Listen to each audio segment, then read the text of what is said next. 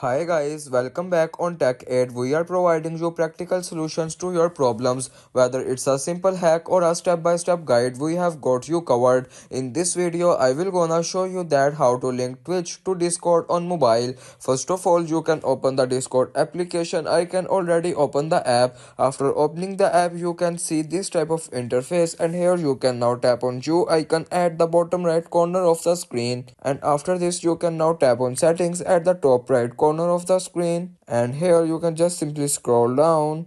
You can see the option Connections. Tap on Connections, and here you can now tap on Add at the top right corner of the screen, and here you can find Twitch app.